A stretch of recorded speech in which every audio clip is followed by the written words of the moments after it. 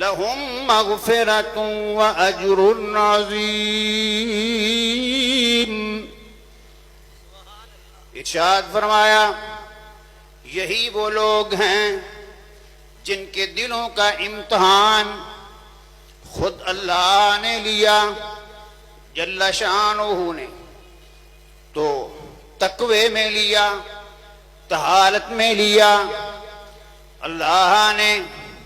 نیکی اور پرہیزگاری میں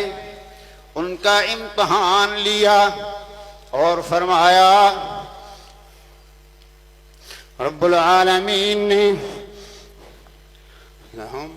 مغفرۃ